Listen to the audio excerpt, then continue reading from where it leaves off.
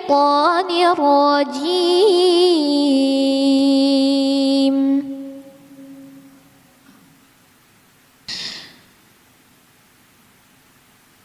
والمؤمنون والمؤمنات بعضهم أولياء بعض يأمرون بالمعروف وينهون عن المنكر ويقيمون الصلاة ويؤتون الزكاة ويطيعون الله ورسوله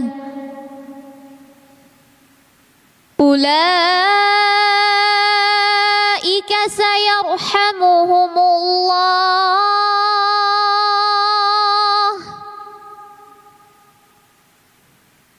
إن الله عزيز حكيم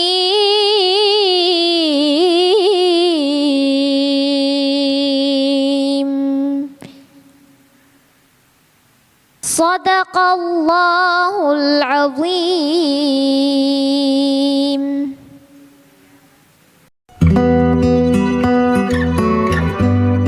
Dalam Islam, wanita bukan makhluk lemah. Ia adalah pelindung, pendidik, dan pejuang dalam diam. Islam memuliakan wanita, bukan sebagai objek, tapi sebagai cahaya dalam keluarga dan umat. Rasulullah SAW bersabda, sebaik-baik perhiasan dunia adalah wanita solihah. Maka jadilah tangguh bukan karena dunia, tapi karena Allah ridho. Wanita muslimah, engkau penjaga generasi. Tundukkan hatimu pada Allah, dan dunia akan tunduk pada keteguhanmu. Seperti salah satu kisah sahabat Rasulullah SAW. Dialah Nusaibah binti Ka'ab, sahabat wanita, istri, ibu, sekaligus pejuang. Bukan karena ia ingin dikenal, tapi karena cintanya pada Islam, karena kesetiaannya pada Nabi Muhammad SAW. Nusaibah bukan hanya simbol keberanian, tapi juga teladan bahwa wanita dalam Islam memiliki hak dan kehormatan. Assalamualaikum warahmatullahi wabarakatuh. Masya Allah, kita melihat barusan tayangan VT yang sangat luar biasa tentang perempuan-perempuan yang hebat. Dan ini membuat saya menjadi teringat dengan ibu saya dan juga istri, bagaimana melahirkan, kemudian berjuang, membesarkan anak dan lain sebagainya. Masya Allah, semoga semakin banyak lagi ibu-ibu yang luar biasa yang terus mendidik anaknya menjadi anak yang soleh dan soleha. Amin, amin ya robbal alamin.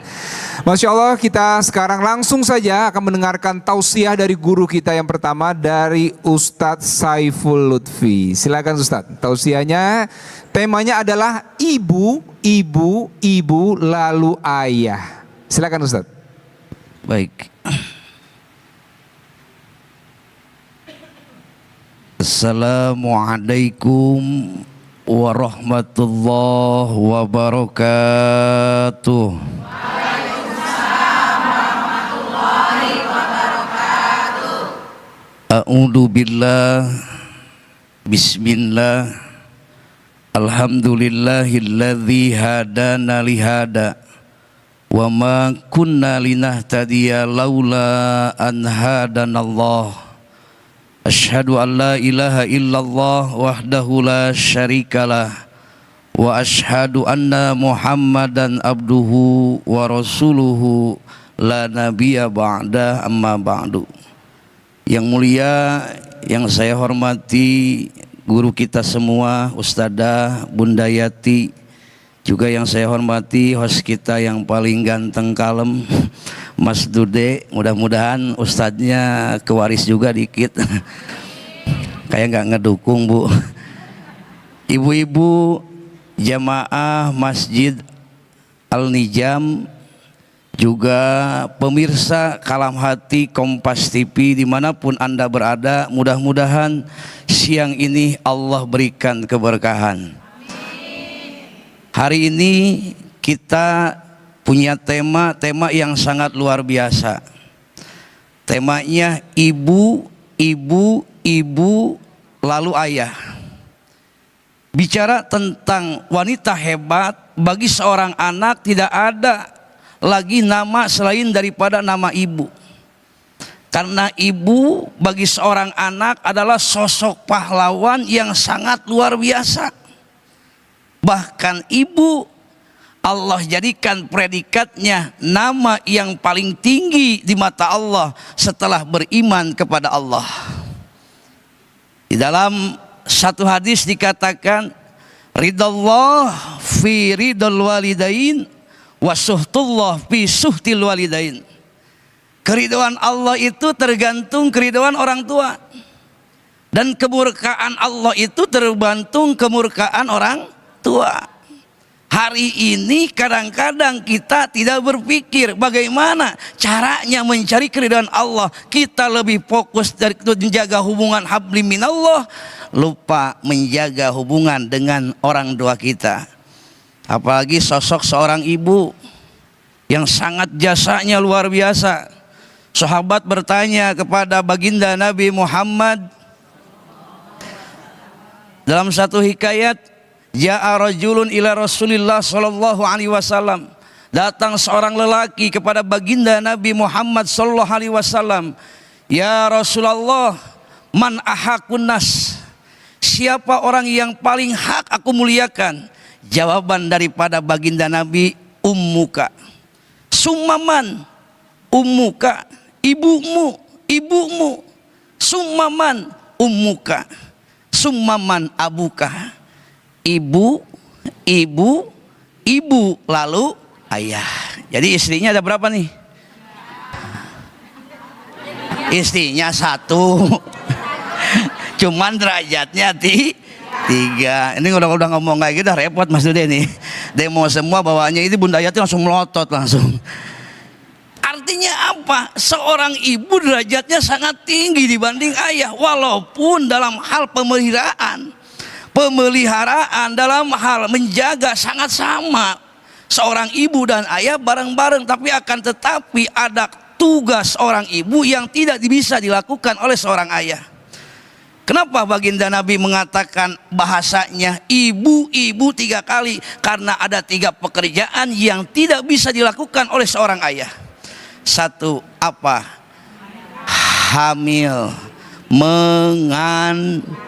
mengandung. Ibu, engkaulah wanita yang mulia, derajatmu. Apa semua ini? Kayaknya pemain nasid semua ini. Kenapa? Yang pertama, ibu itu mengandung. Di dalam Al-Quran dikatakan hamalat ummuhu wahnan ala wahnin. Ketika mengandung itu payah, berat, beban. Tapi pun walaupun ada kepayahan, ada berat, ada beban, tapi maaf, tidak pernah ibu merasa terbebani. Betul? Kalau kadang-kadang kita kalau lagi hamil, lagi ngandung itu kadang-kadang kita suka mabuk, ya. Kita suka ngidam. Ngidam itu kadang-kadang mintanya banyak apa aja diminta. Ada yang kadang-kadang kalau lagi ngidam lihat, ya, ada yang males lihat bakso, ada kan ya? Ada yang males lihat suami, ada yang males lihat duit. Oh, nggak ada. Ibu ketika lagi ngandung luar biasa, walaupun berat tidak merasa terbebani. Bahkan yang kedua apa? Ketika melahirkan. Ketika melahirkan bergelut dengan apa? Dengan nyawa, rela nyawa jadi taruhannya asalkan anaknya lahir mulus dengan selamat. Makanya ada satu pemuda asal negeri Yaman. Bertanya dia kepada Abdullah bin Abbas, Abdullah bin Abbas, aku telah membawa ibuku melaksanakan manasik haji, melaksanakan ibadah haji. Aku gendong tawaf, aku gendong sa'i, semuanya sampai selesai melaksanakan ibadah haji. Apakah cukup mengganti kasih sayang seorang ibu? Bahasanya gimana? Kata Abdullah bin Abbas, sehelai senapas yang dikeluarkan ketika melahirkan tidak cukup mengganti daripada pengorbanan seorang ibu. Benar nggak Bu? Bu, ibu repot gak kalau ngelahirin? Repot gak? Udah tahu repot bikin lagi. Ketika melahirkan sakitnya luar biasa, bahkan pahalanya. Ketika ada seorang ibu meninggal ketika melahirkan, mata syahidan. Yang ketiga apa? Seorang ibu mampu menyusui. Inilah makanya derajat seorang ibu lebih tinggi 3 tingkat dibanding ayah. Bukan berarti kita harus hormat hanya ibu saja, tetapi dua-duanya harus kita banggakan. Bahkan saking mulianya derajat seorang ibu, al jannatu tahta aqdamul ummahati, surga ditempatkan di bawah telapak kaki ibu. Sayangilah ibu kita selagi ada, mudah-mudahan menjadi asbab keberkahan buat kita semua. Mas Dude, mungkin seperti itu penjelasannya. Masya Allah, terima kasih Ustadz penjelasannya ya. Jadi beberapa hal tadi yang kita sudah tangkap adalah bahwa ridho Allah adalah bagaimana ridho orang tua. 3 hal yang ibu sudah bisa lakukan tapi nggak bisa digantikan oleh ayah. Mengandung, ya, melahirkan, menyusui dan lain sebagainya. Mudah-mudahan ini menjadi pengingat bagi kita sebagai anak untuk terus bisa berbakti kepada orang tua kita, baik mereka masih hidup maupun mereka sudah wafat. Masya Allah, terima kasih sekali lagi Ustadz.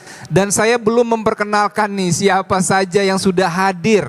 Yang pertama guru kita Bunda Yati. Assalamualaikum Bunda.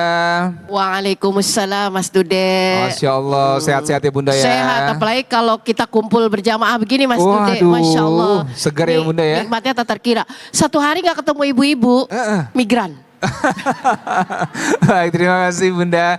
Kemudian saya mau menyapa juga nih adik kita tadi yang sudah mengajinya luar biasa, adik Kaila Nur Syahwa. Assalamualaikum Kaila. Waalaikumsalam warahmatullahi wabarakatuh. Waduh, Masya Allah ya, bacaan Qurannya bagus sekali ya. Semangat terus ya Kaila. Insyaallah. Oke, baik. Dan di tengah-tengah kita nih ada bintang tamu yang sudah hadir di tengah-tengah. Ini adalah Ibu Desi Arisandi. Jadi beliau ini seorang guru les private yang sempat viral di sosial media, begitu ya Ibu? Assalamualaikum. Pak. Waalaikumsalam warahmatullahi wabarakatuh. Iya, sehat Bu Desi? Alhamdulillah sehat. Nanti kita ngobrol-ngobrol ya Bu ya? Ya baik Pak. Baik, dan kita berada di tempat yang istimewa ini. Kita berada di Masjid Al-Nizam Rawasari Cempaka Putih. Ya, insya Allah setelah ini kita akan menggali tema kita tentang perempuan-perempuan tangguh. Tetap di Kalam Hati, insya Allah sampai ke hati.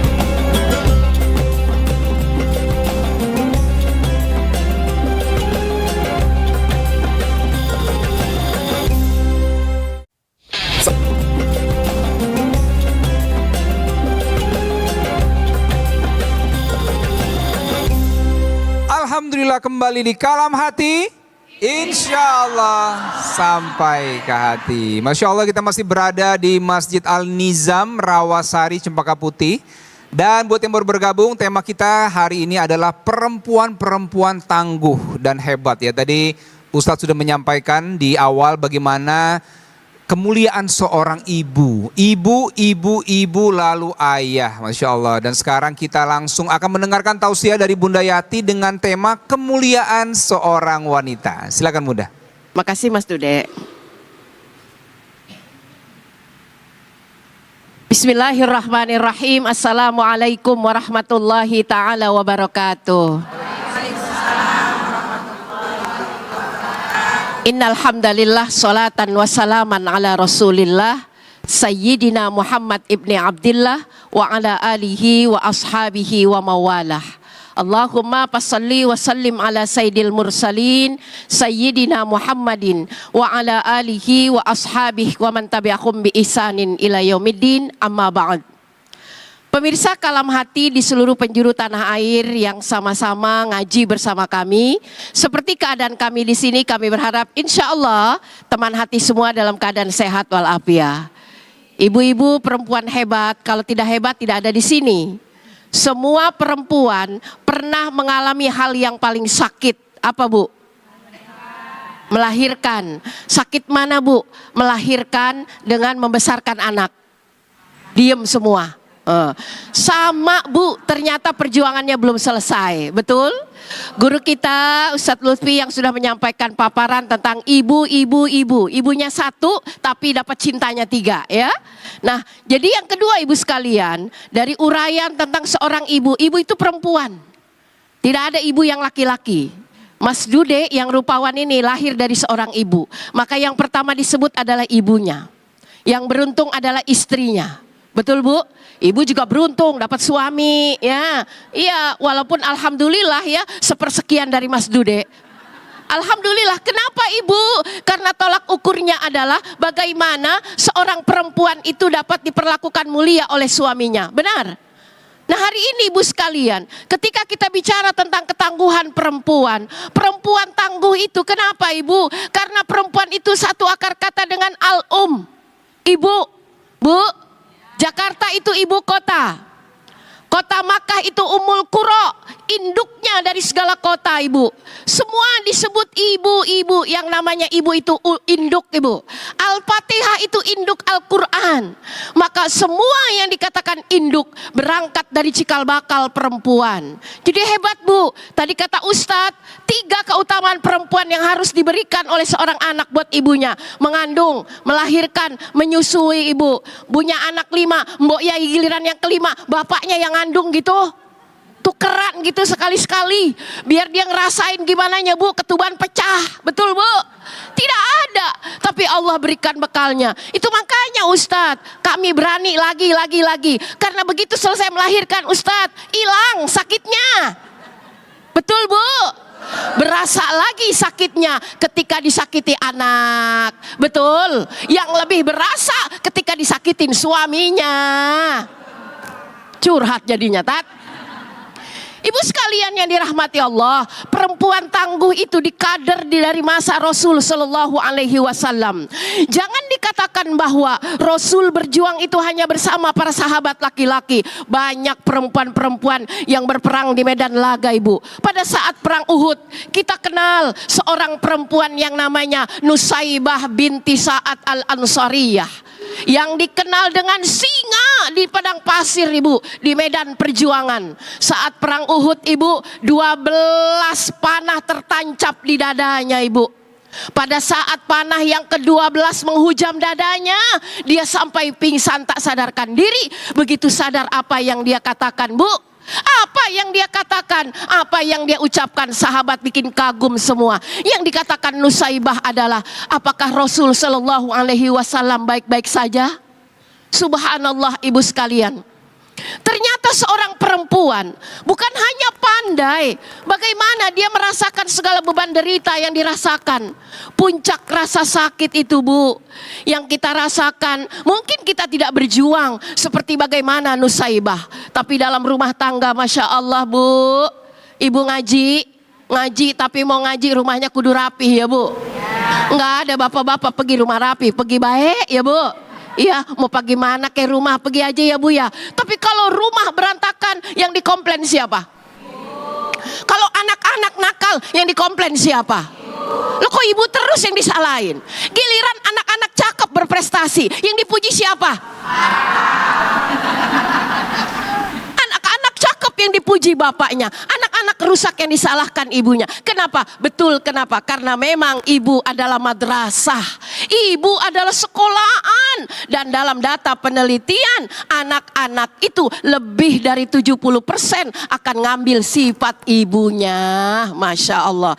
Kalau kita dikatakan bagaimana menjadi perempuan yang tangguh, Al-Quran memberikan kriteria Ibu. Yang pertama, perempuan akan punya kekuatan luar biasa Bu. Yang pertama, ketika dia memiliki iman dan takwa. Modal dasar hidup itu sabar ya Bu.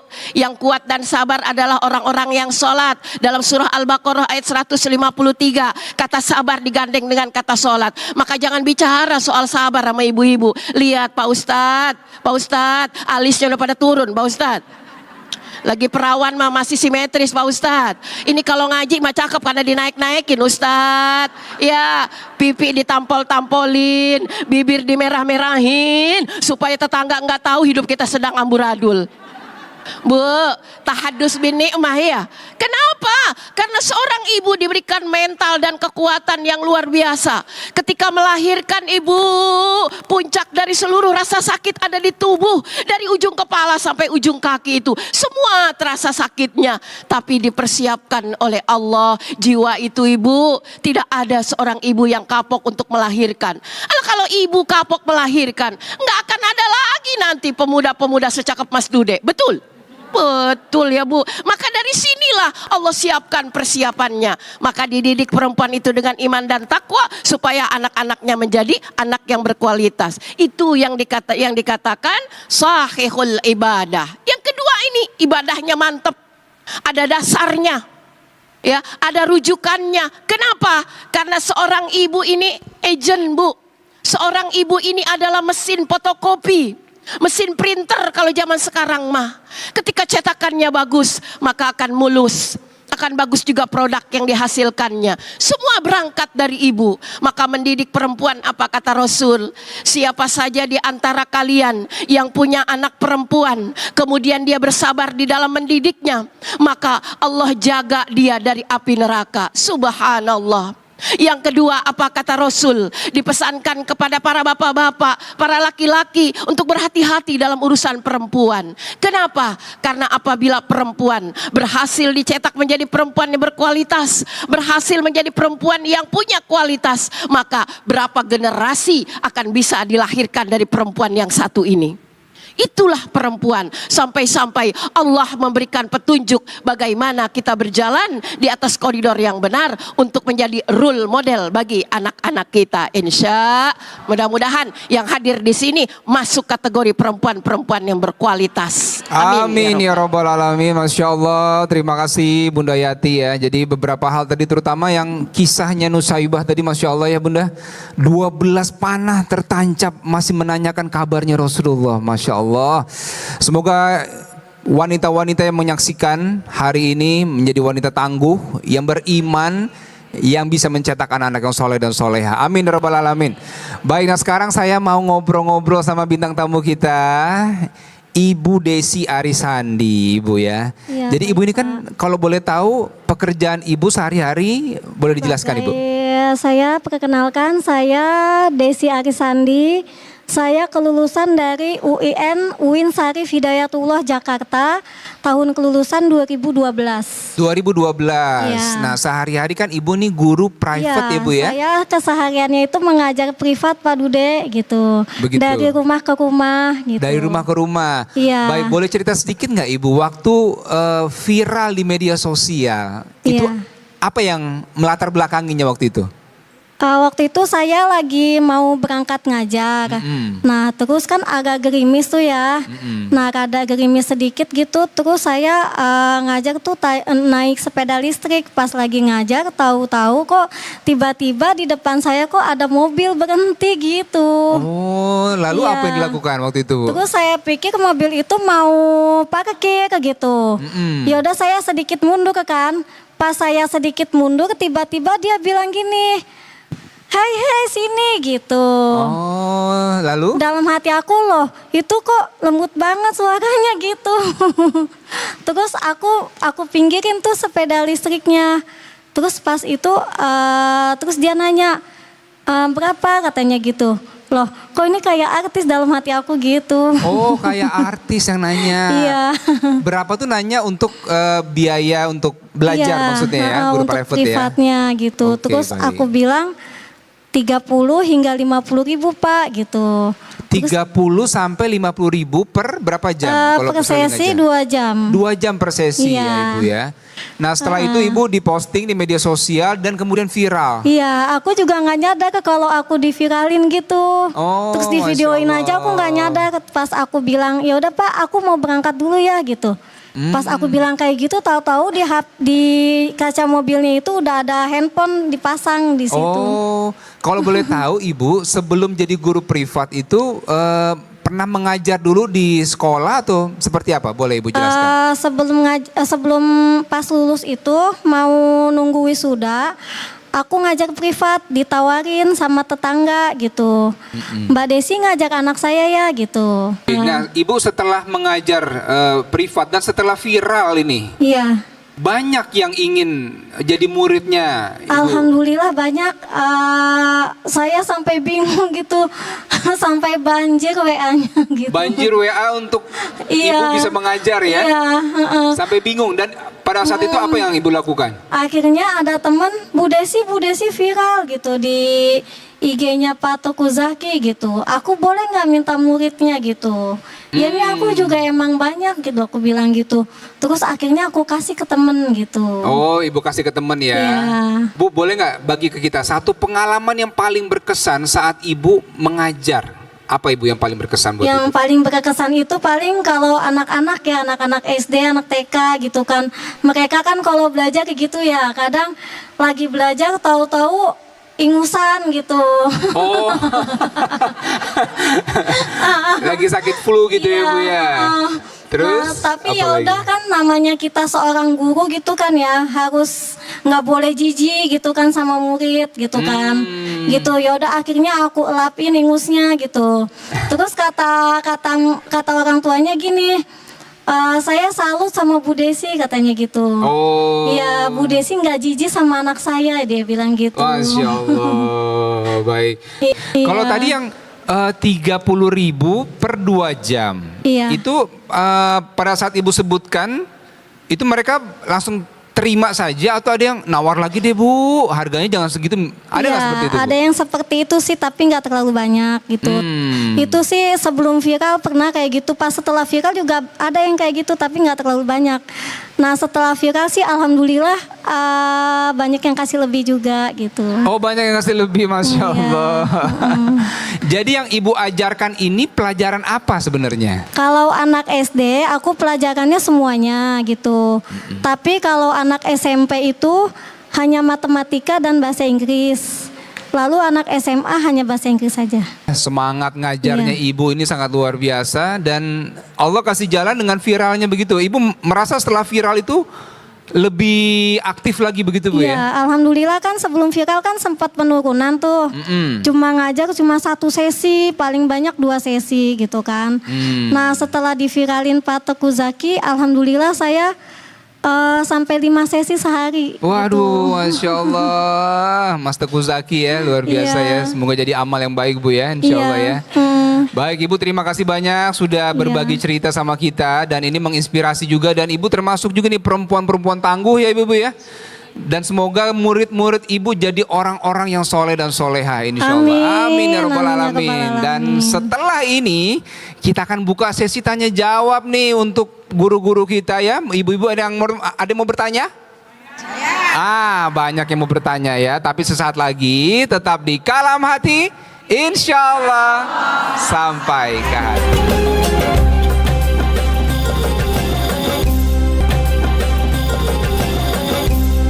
Alhamdulillah kembali di Kalam Hati. Insya Allah sampai ke hati. Kita masih di Masjid Al-Nizam Rawasari Cempaka Putih. Masya Allah tadi kita sudah mendengarkan tausiah dari guru-guru kita dan juga kisah dari bintang tamu kita ya. Guru private yang viral ya, yang keliling-keliling dengan sepeda listriknya, Masya Allah. Dan sekarang kita buka sesi tanya jawab ini. Siapa yang mau bertanya?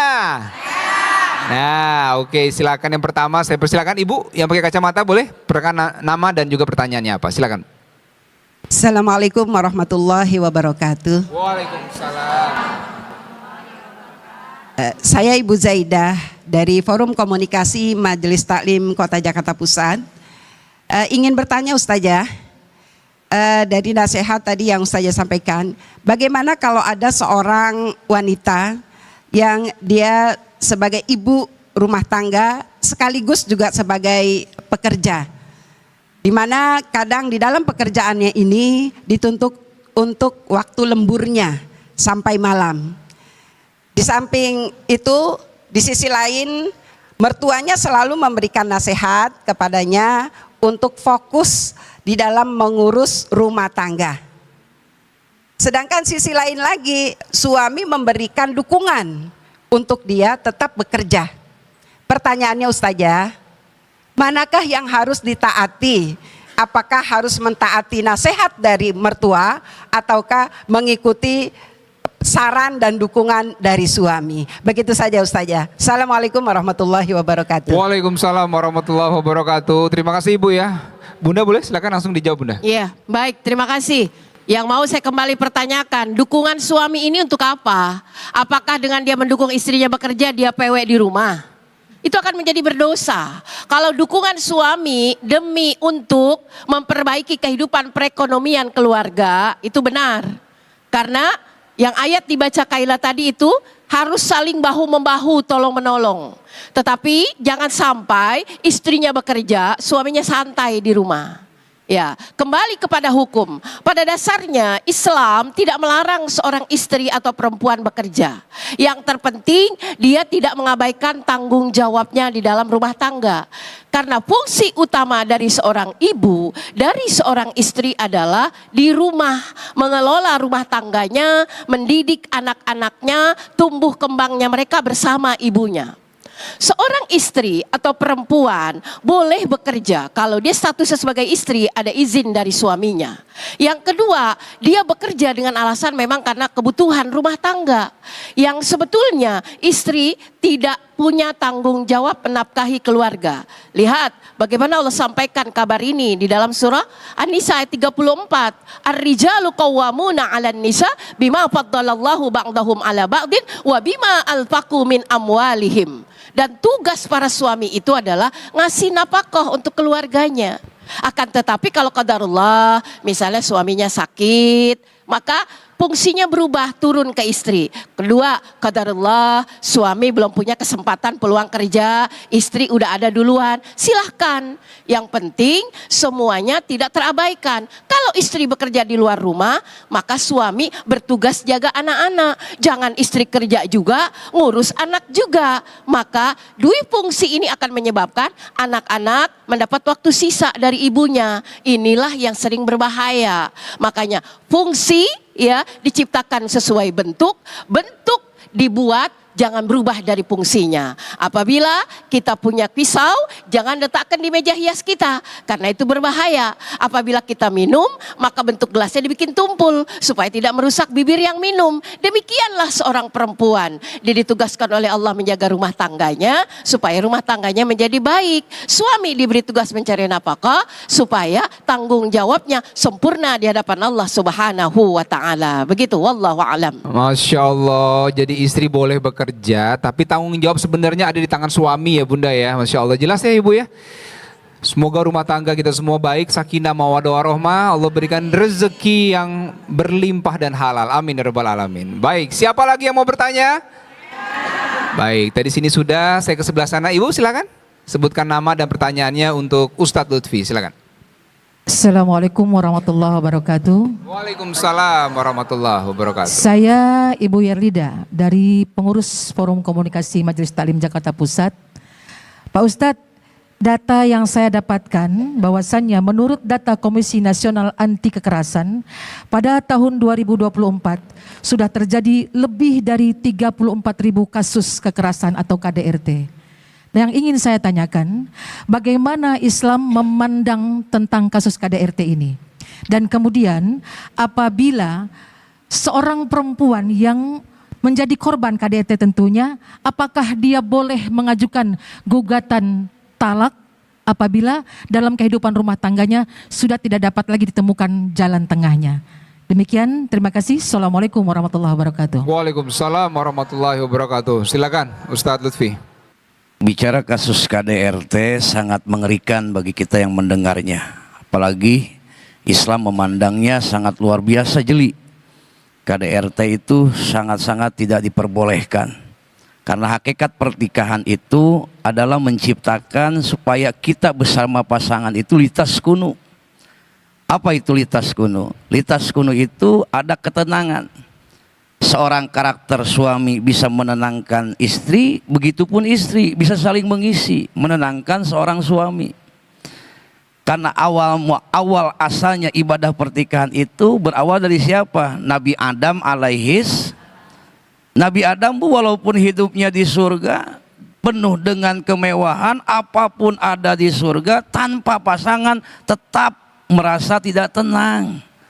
Itu udah kodrat dari seorang laki-laki. Bahasa Mas Dude gegana, gelisah, galau merana. Allah Maha Tahu. Allah Maha Tahu apa yang diinginkan Nabi Adam. Diutuslah Siti Hawa diciptakan. Dari mana Siti Hawa diciptakan? Dari tulang iga sebelah kiri Nabi Adam.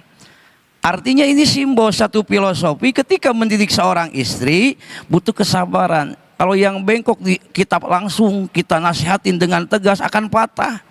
Kodratnya istri akan ngelawan. Ketika ngelawan disitulah pasti suami tidak terima, timbullah KDRT.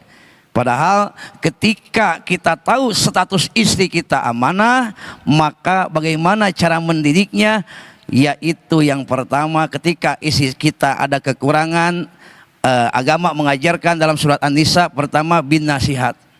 Pertama kita kasih nasihat dulu. Dengan cara apa? Dengan lembut, dengan bahasa yang baik. Wa ashiruhunna bil ma'ruf. Jangan mengeluarkan kata-kata kotor. Dengan bahasa yang sopan santun, dengan bahasa yang tidak menjudgment tapi mengajak supaya istri itu nurut. Kalau dinasehatin tidak bisa, kita adukan ke orang tua istri kita. Jadi kita jangan ngadunya ke orang tua kita suami, karena kalau kita ngadu ke orang tua kita suami, pasti ibu kita merasa tersakiti. Akhirnya pasti akan merasa panas. Ketika panas, pasti solusinya udah ganti aja yang baru. Padahal yang baru belum tentu yang lebih baik. Bener nggak? Yang ketiga apa? Kalau seandainya dinasehat tidak bisa, diadukan kepada ibunya tidak bisa, agama mengajarkan bagaimana cara mendidik seorang istri, maka solusi yang ketiga, pisah ranjang.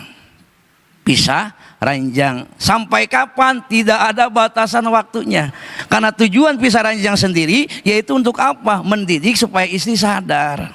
Tetapi yang namanya kehidupan, yang namanya menjalin sebuah hubungan, jangan langsung kita pakai hukum fikih. Kita lihat dulu kesabaran. Ada sosok rumah tangga yang luar biasa, seorang istri yang soleha, suaminya tidak soleh. Siapa? Siti Asia. Siti Asia seorang wanita yang soleha. Suaminya sangat dolim, sangat luar biasa, tapi bertahan luar biasa. Artinya jangan begitu KDRT kita mengadukan mengajukan talak, tapi kita kasih waktu dulu. Mudah-mudahan dengan kasih waktu suami kita lebih baik, berpikir dan tobat menjadi kita lebih baik lagi. Mungkin seperti itu jawabannya. Masya Allah, baik, terima kasih Ustadz penjelasannya. Jadi KDRT itu tidak diperbolehkan Ustadz ya. Ada 3 hal tadi, menasehati, kemudian menyampaikan permasalahan kepada orang tua istri, dan yang terakhir adalah pisah ranjang demi mendidik ya Ustadz ya. Dalam rangka mendidik. Masya Allah, semoga yang memiliki masalah Allah berikan jalan keluar terbaik Ibu ya. Amin ya Rabbal Alamin. Dan setelah ini kita akan menggali lagi cerita dari bintang tamu kita Ibu Desi. Tapi sesaat lagi tetap di Kalam Hati, insya Allah sampai.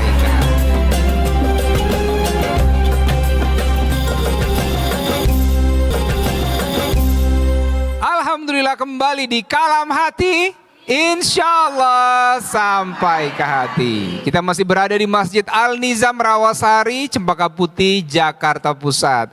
Dan tema kita hari ini adalah perempuan-perempuan tangguh dalam Islam. Tadi guru-guru kita sudah menyampaikan tausiah.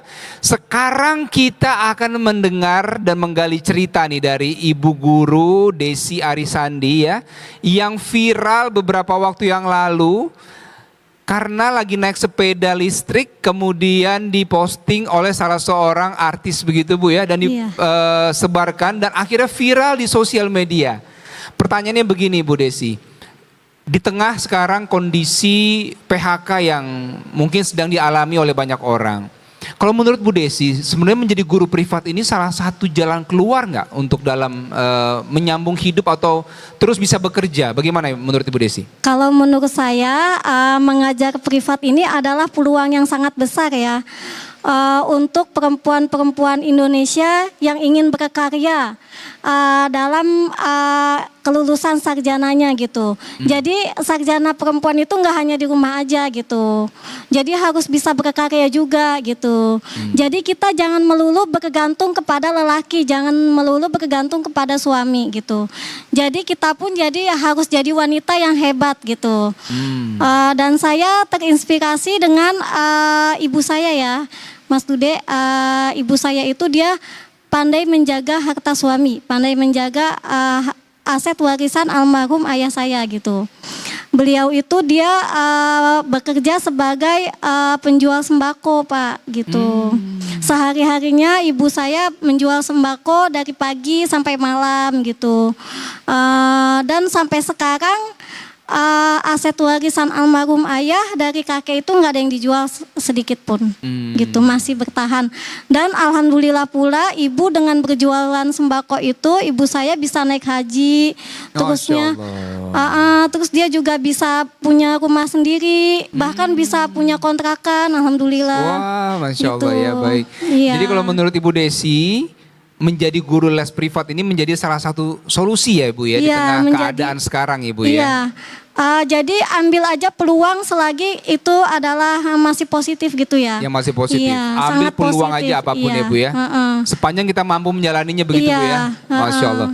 Bu, kalau kita bertanya nih, kan Ibu sejak viral, tadi Ibu bilang yang ingin belajar sama Ibu nih membludak yang WA. Ya Iya. kan?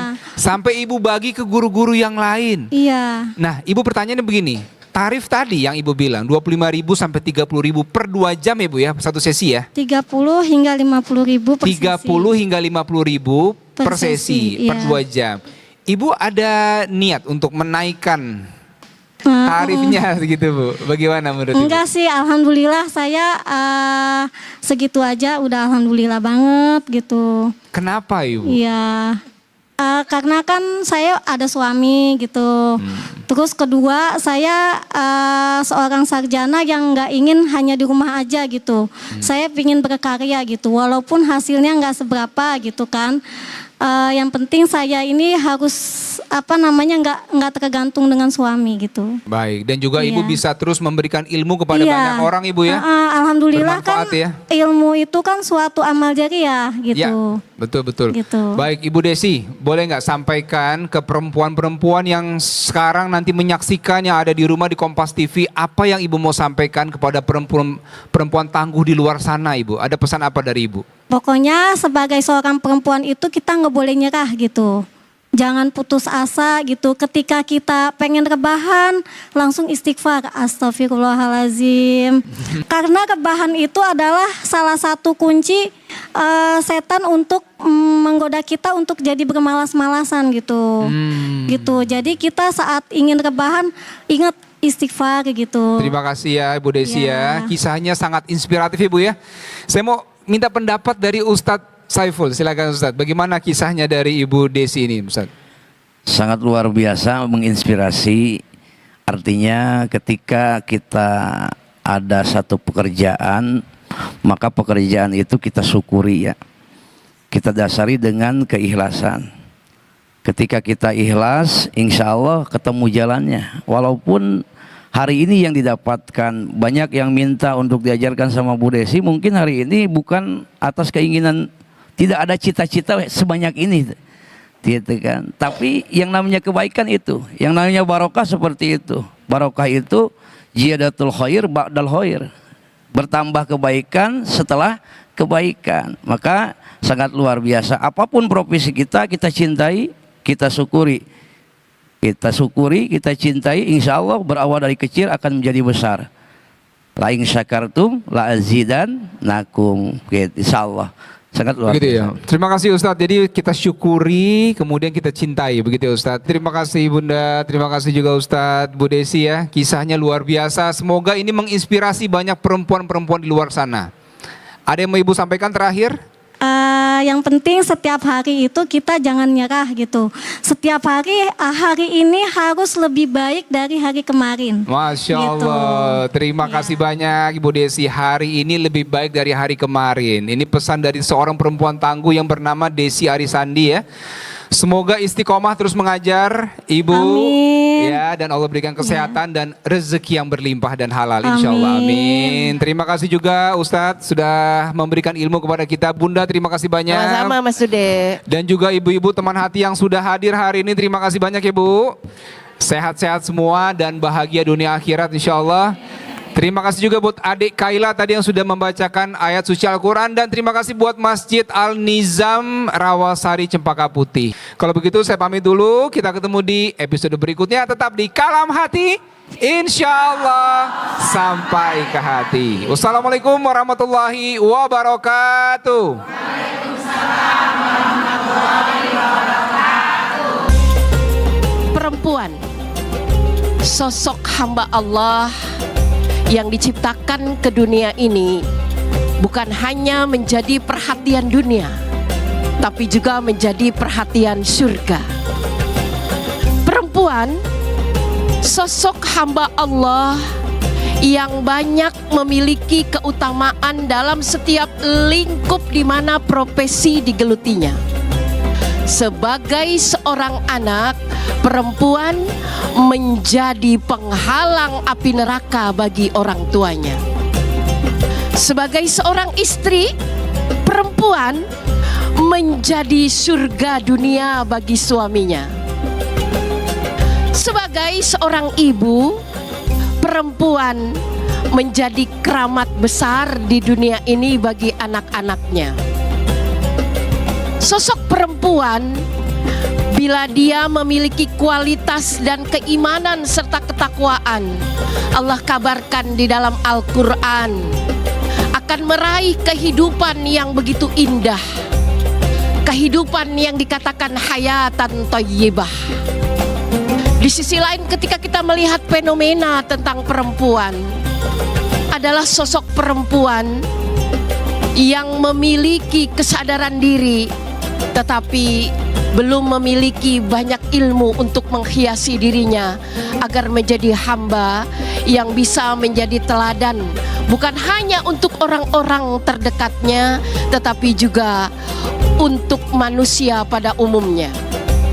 Lihatlah bagaimana Al-Quran menggambarkan sosok tipe perempuan, dari perempuan yang saleh sampai perempuan yang salah. Perempuan diabadikan namanya dalam Al-Quran, mewakili kesabarannya. Ada dalam sebuah nama terukir Maryam, yang lebih lengkapnya Maryam binti Imran. Allah kabarkan dan Allah ceritakan betapa ketangguhannya melampaui apa yang dirasakan dalam jiwanya. Al-Quran memberikan statement tersendiri tentang hukum-hukum bagi seorang perempuan dengan menyebut surah An-Nisa yang berbasis hukum-hukum bagaimana berlaku dan memperlakukan perempuan dalam asas hukum syariah. Mudah-mudahan kita semua menjadi perempuan yang tangguh dan menjadi perempuan dambaan dunia dan juga dambaan surga.